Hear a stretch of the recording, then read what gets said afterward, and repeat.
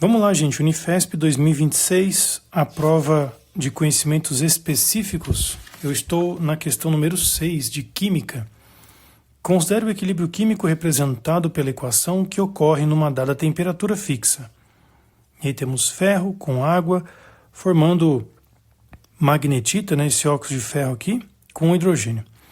A tabela a seguir fornece os valores das entalpias padrão de formação das espécies químicas envolvidas nesse equilíbrio. Item A. Escreva a equação da constante Kp associada a esse equilíbrio. Determine a variação do número de oxidação do elemento hidrogênio nessa reação de equilíbrio.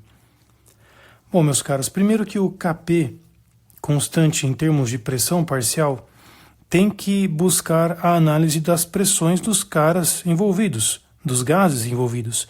E aí você tem a pressão de hidrogênio, pressão de H2 elevado a quarta, dividido pela pressão da água.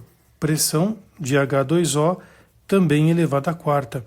Os coeficientes estequiométricos sólidos não entram nessa história, muito menos líquidos, porque é somente pressão. Então era basicamente isso. E aí determine a variação do número de oxidação do elemento hidrogênio nessa reação. Nós temos a água, H2O, como oxigênio menos 2, necessariamente hidrogênio é mais 1, e depois substâncias simples, o NOx é 0. Então nós temos aqui uma variação de mais 1 para 0, diminui NOx, nós temos uma variação delta NOx 1, e no caso essa situação de diminuir NOx representa para nós uma redução.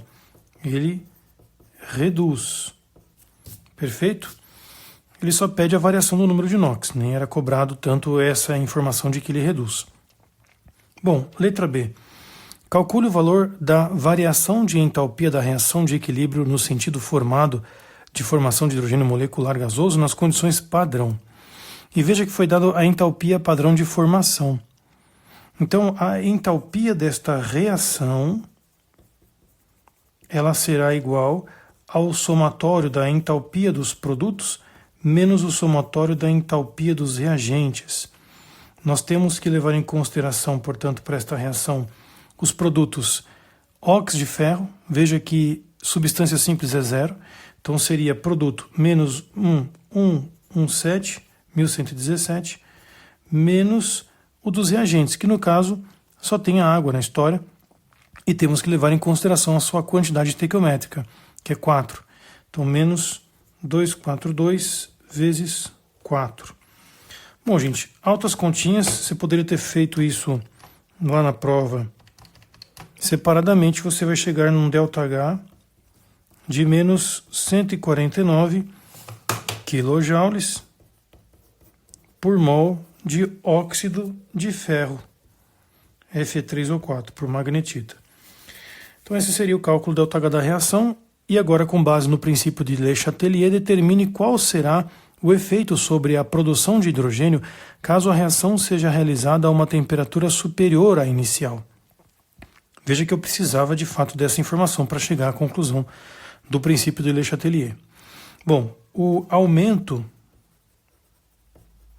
da temperatura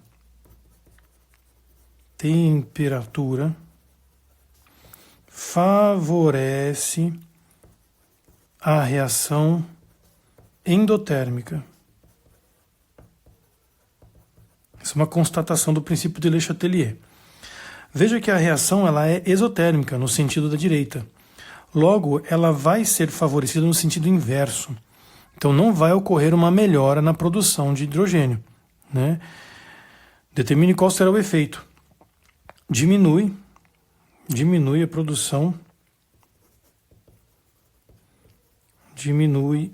a produção, de H2, visto que a reação é exotérmica. Então aqui eu estou dizendo o seguinte, que a reação é exotérmica, subentende-se que é a reação apresentada na questão, e que o aumento da temperatura não favorece a reação exotérmica, e sim a endotérmica. por isso diminui a produção do gás hidrogênio. É muito importante esse conceito de que, no sentido da leitura do texto, sempre vai ser informado referente ao ΔH dessa questão, ou das questões envolvidas.